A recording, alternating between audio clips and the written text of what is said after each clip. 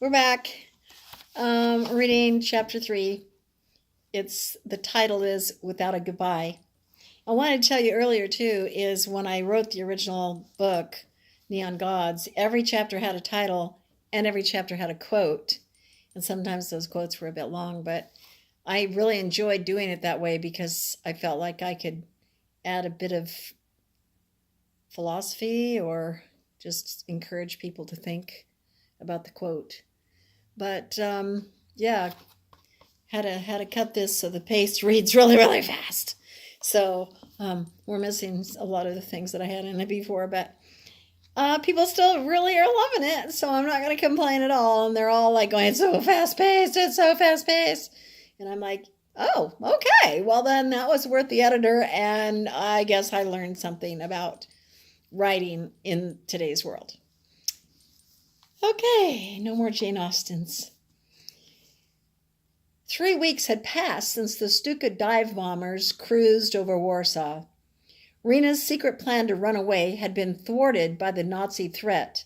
For 3 days, while Rena watched her little sister and the farmhouse, everyone else in her family worked alongside neighbors to dig trenches and build barricades. Upon hearing that the echelon of the Polish armed forces and the Polish government had abandoned Poland on September the 6th, Rena had another fit of anxiety and required additional sedation. On the following Friday after the noon meal, Rena's father gathered the family in the parlor to make an announcement. His crimped brow, graying hair, and weak shoulders made Rena sad. He'd once been a monument of a man, well-spoken and poised, famous in his field. He cleared his throat and said, "My dear family, happiness is determined by attitude, not circumstances. I will not allow us to relinquish the enjoyment of our daily lives to the looming possibility of Nazi occupation. Each one of us needs to strengthen our faith in the power of prayer on the lips of Israel." Uncle Mosh and Aunt Mitha concurred with resolute head movements. Rena's mother offered each person a white and red peppermint from a silver dish, smiling and bowing with each distribution. Rena noticed how luminous the white linen dress looked against her fine caramel skin. Even with the extra pounds she'd gained recently, her mother still had a youthful figure. The last time she'd worn the beautiful emerald necklace and earrings was for Jonathan's bar mitzvah in Berlin. A regal Dalmatian brushed under Rena's hand. His smooth coat between her fingers comforted her. She gave him a good rub. "You're the best, Yankel. You'll defend us, won't you?" When her family first moved to the farm, her aunt and uncle scolded her about sleeping with Yankel. And he said he was just too big and unsanitary. But once they realized the two were inseparable, they finally gave up. I think we should all go on with our normal routines and continue our daily prayers for the royal house of David. Her father sounded like a man who thought fairy dust could stop the onslaught of the bubonic plague, and it made Rena love him even more. Only Jonathan objected. Shouldn't we be making plans for the worst scenario, Papa? Our money isn't going to save us. We need guns and ammunition." Everyone else agreed that going on with life was the only way to find any semblance of ease. Rena knew Jonathan was right, but after her father had assured her that Poland was protected by unseen forces, she promised him to keep a low profile, to behave like a young lady, and to discontinue her temper tantrums. From the friction she now felt rising from her feet to her hairline, it wasn't going to be easy. Drawn to her mother's curious whimper, her brain changed course. Her mother sat solemnly in her father's russet leather chair. Her delicate, square shoulders trembled, and she began to hum. Why was the rolling and re-rolling of the red ball of yarn? Why was she re-rolling it over and over? Rena felt the flutter of wings unsettling her core and gave Jonathan the evil eye. Her overzealous suggestions didn't help. Ever since the Germans confiscated their properties in Berlin and seized their bank accounts to pay for Nazi damage on the night of broken glass, Kristallnacht, her mother showed signs of emotional weakness. Jonathan stood and paced in a circle. And a pack of guard dogs wouldn't hurt either. We need to think defensively. Rena put her book aside, arched her back, and presented a fickle wave of cantankerous glances at her brother so he would know her tongue moved for the benefit of the adults. Jonathan, one family against a nation? I know I'm only a girl, but perhaps Papa has a point. Unless you can invent some kind of substance to make us invisible, we have to leave Hitler and his pack to the English or the Americans. Her mother stopped humming and said, open up the gates and widen the lanes. The Nazis will soon burst the population of hell.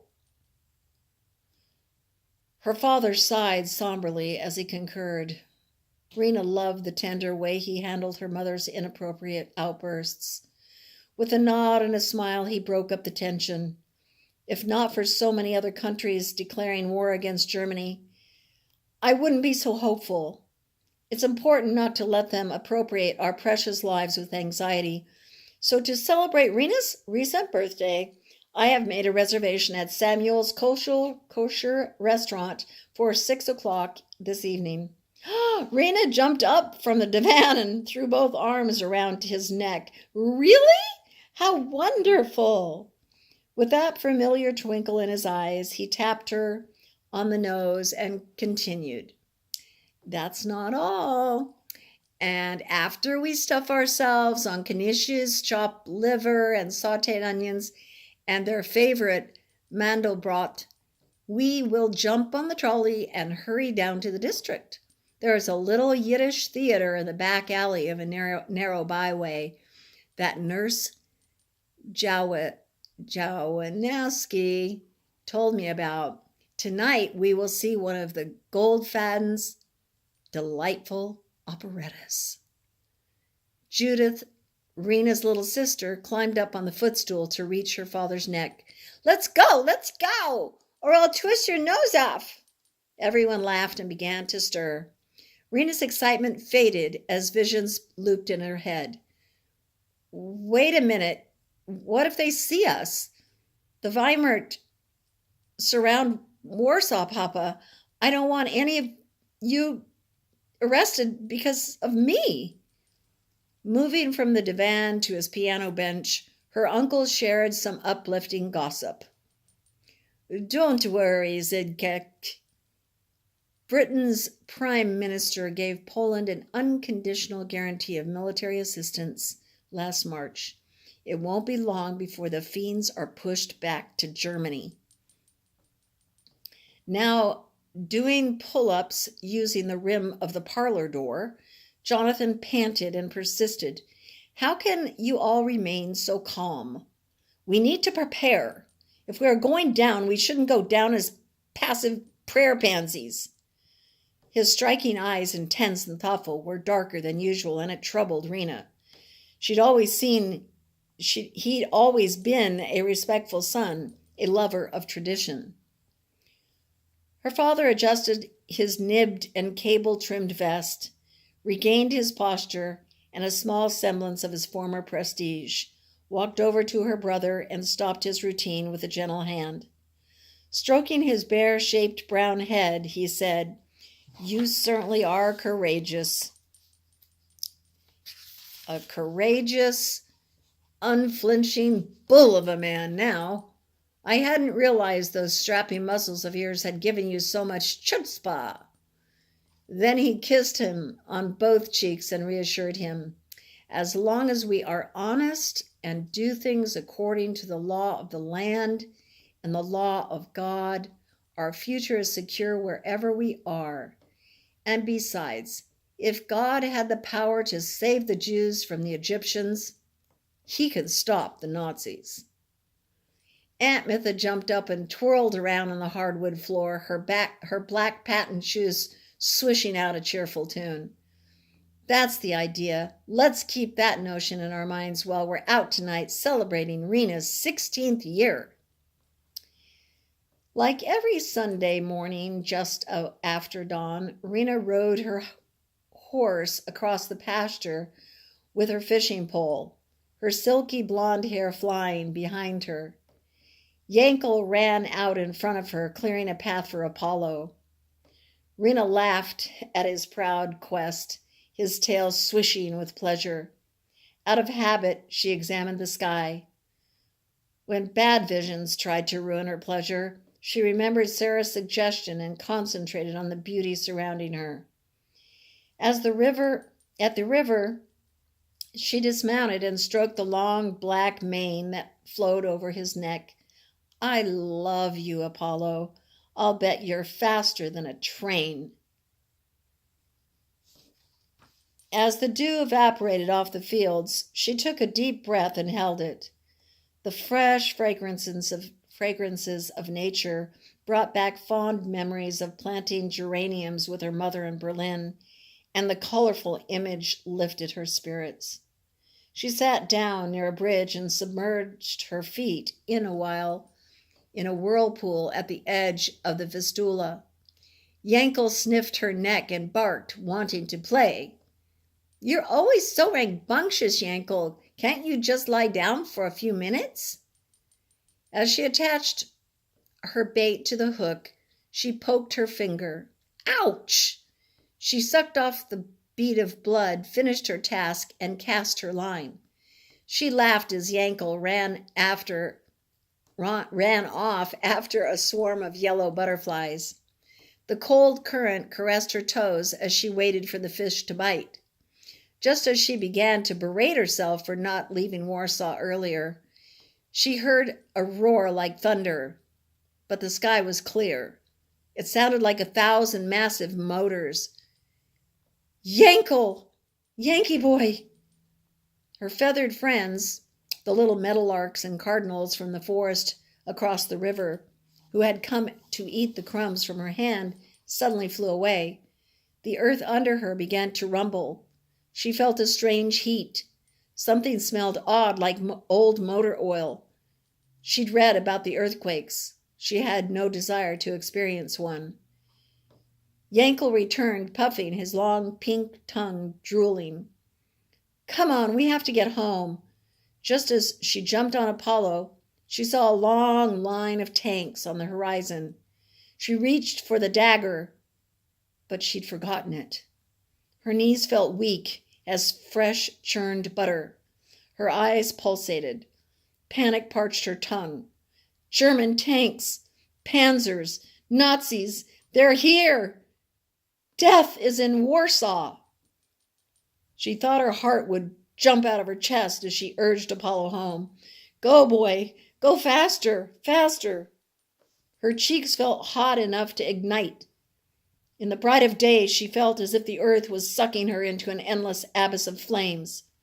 Swastikas and bonfires flashed in her mind as it whizzed with thought.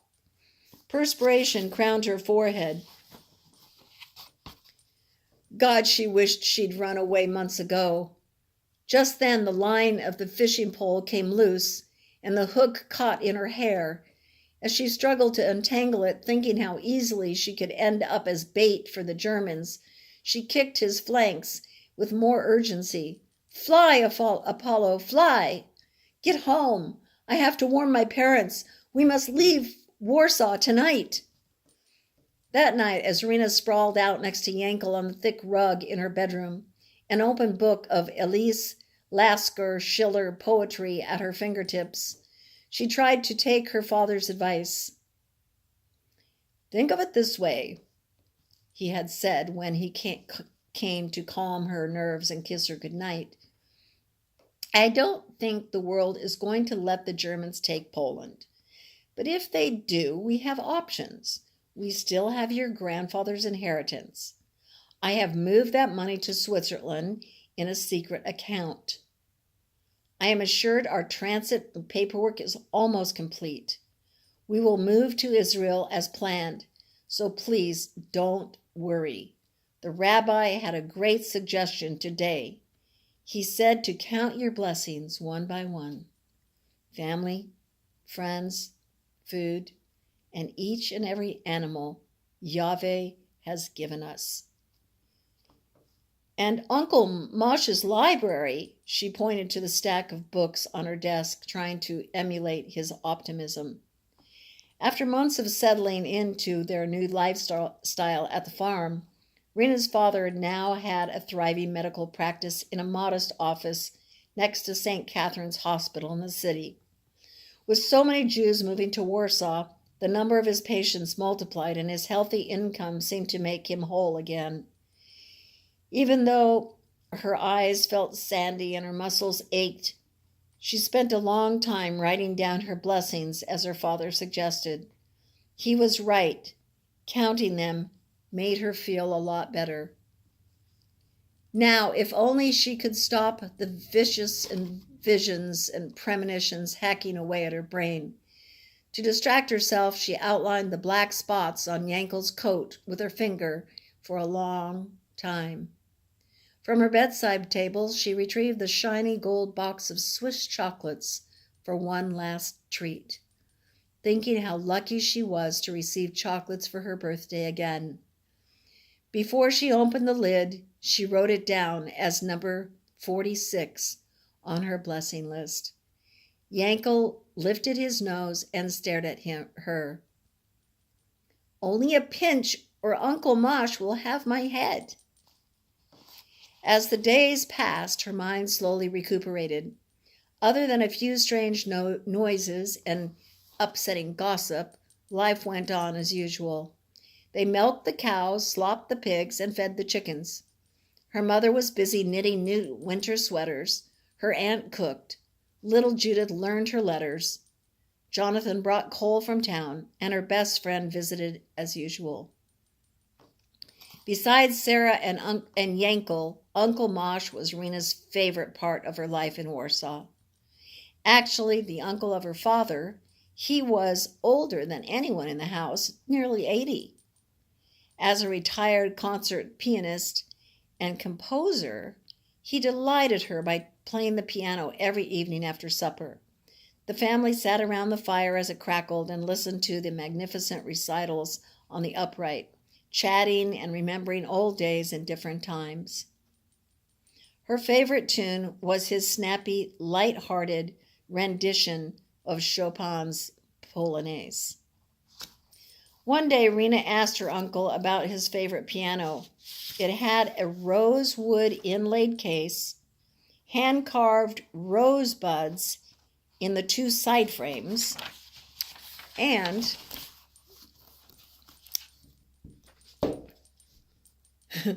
a floral bouquet painting in the center. The most stylish of his pianos, he had positioned it in a nook of the parlor, and it seemed as if the house was built to suit the dimensions of the piano. I bet this, she said, reading the fret border, Gores and Coleman is worth a lot. Oh, she's worth millions to me, Rena, Uncle Mosh smiled, playing the keys with a delicate touch. He moved over on the bench and said, Sit here next to me, sweet Zizket. I may decide to leave this beautiful girl to you one day. Rena loved the sound of his voice when he called her sweetheart, the tenderness in his gaze so profound. She watched the velocity of the keys as they moved up and down, feeling a strong desire intensifying inside her. If only he could pass on his genius to me. I wish I could play better, Uncle Mosh. His old coffee-colored eyes, buried in folds of flesh, yet still crisp and sparkling, winked as he stood up and kissed the piano just in the center of the faded design painted on the face of it. As he sat back down, he said, "You will, Zizket." "Really? You think I can do it?" "If I have my way about it, you will be a great musician one day."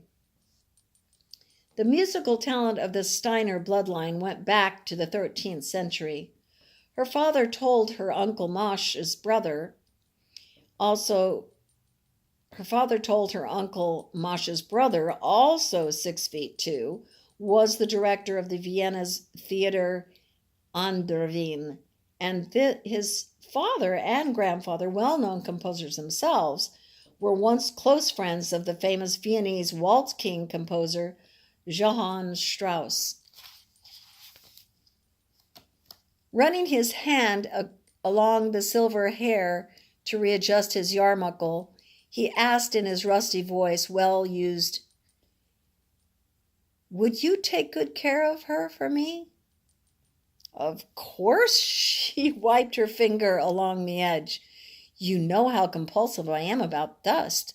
I promise you I will keep her sparkling clean. But we don't need to talk about that now. You have so much to teach me, Uncle Mosh. It will take many years." He nodded, and she felt her heart triple beat with anticipation. The savory scent of varnishkels coming from the kitchen seemed to distract him. As he stopped playing, closed his eyes, and took a long, deliberate breath, it reminded her that kasha and noodles was her favorite Yiddish dish, too. "When can we begin practice? Maybe after supper?" With his fingers fixed at the key of C, his waxy complexion losing color, he said, "When will mankind learn lessons from history?" Rena fell silent, not sure she understood. Her uncle patted her head. "Yes, Zizket, after supper. As long as the Germans don't disturb our plans. Soll Gott opened. May God prevent." Her idyllic visits to the river and pleasant evenings of studying beside her uncle on the piano stool came to an abrupt end. The sightings of more German tanks and planes escalated everyone's fears. As the hope of help from other nations diminished, her father's predictions changed from if to when.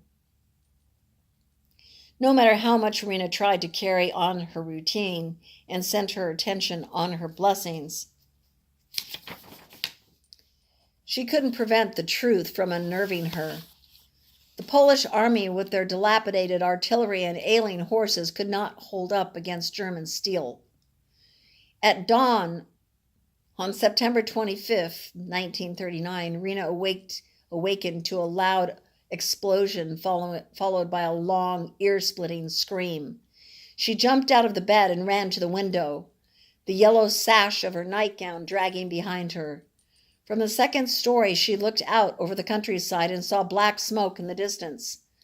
The roar of planes rattled her window pane. They passed over the house across the field. She ducked down. Her knee caught on a splinter sticking up out of the old wood floor, and she yelped. Yankel came running, and she wrapped her arm around him, held his warm body close to hers. The glass on the top section of the window cracked, and she knew their wonderful life on the farm was coming to a sudden and dreadful end. "Oh, Yankel, Jonathan was right. The Nazis are destroying us." Fear and adrenaline pumped through her veins and forced her to watch. Craters opened in far-off fields and burst with clouds of dust. The ground quaked with each blast, the geysers of dirt and debris raining down. In seconds, the lavender sunrise turned into an ugly brownish gray.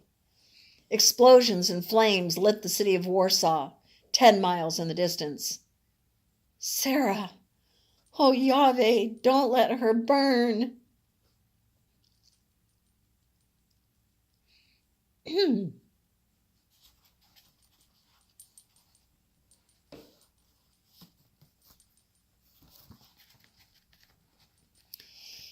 If the Polish army didn't stop them soon, it looked as if the whole city would blow to smithereens.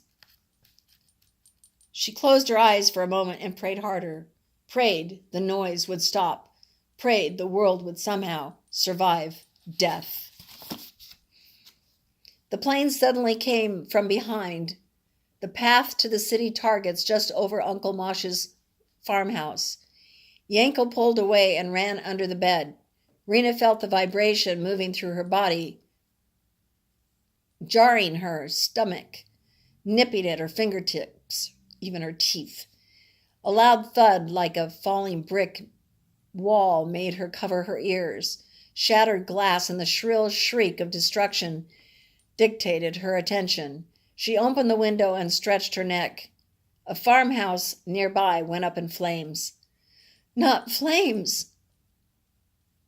The musty, appalling smell of firebomb explosives, petrol, and earth attacked her senses. She heard her little sister crying, people calling her name from downstairs, but tension kept her immobile. Like giant green iron cockroaches, a crawling parade of Panzer tanks appeared out of the forest in the distance, firing their shells. Above her, more planes swooped, spitting out black smoke, their sirens screaming. Broad hats of field workers running across the field went down like bowling pins. A minute later, old Ivan from the farm across the road shouted up at the planes with his fist in his air. "You dirty devils!" Rena felt her heart running a marathon. She had no escape, but she couldn't move. Anyway, the muffled roar of departing engines gave way to moaning victims lying in the fields. The thick air made it difficult to breathe. The dust and the foreign particles felt nasty on her tongue and coated her nostrils with the pungent odor of death. Children ran frantically, crying for parents. Young men ran with buckets of water toward two smoldering farmhouses across the road. In the distance, houses went up like matchboxes. In less than 5 minutes, the sunrise had gone red.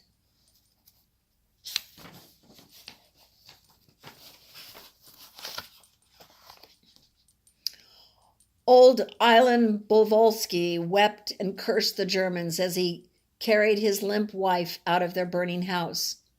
Blinking back her tears, Rena's body grew stiff like a plank as the hungry orange and red flames gorged rooftops across the countryside, stretching before her. Not more fire! She ducked her head inside the window and wiped the trickle of blood from her knee. Pinching her eyes shut, she felt grit in the folds of her eyelids. The scars on her legs sizzled and twitched like that night.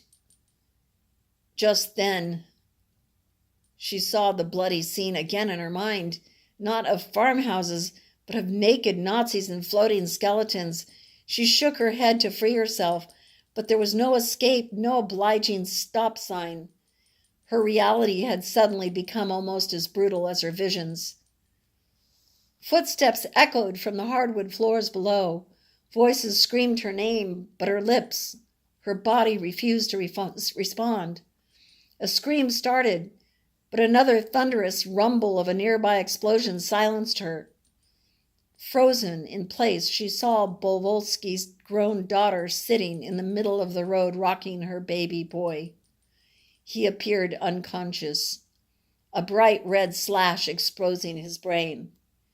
Even with Yankel licking her face, she felt nauseous, just as she had in Berlin the last time death attacked her. Her mother's voice vibrated off her bedroom wall and made Yankel bark. Your father has gone to join the army. Rena jumped up, but tripped over her long sash and stumbled. No, they can't. Yes, her mother said. Yes, it's true. Yes, he left us moments ago. Her mother stuttered and yelled, stomped her foot, and wringing her hands. An alarming mental fracture glared from her eyes. Find your sister. God, get everyone down to the cellar right away. Rena rushed to her and took her in her arms.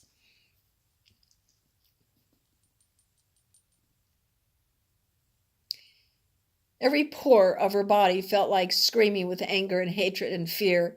She wanted to stab and murder every Nazi she could find. But she remembered her promise to her father.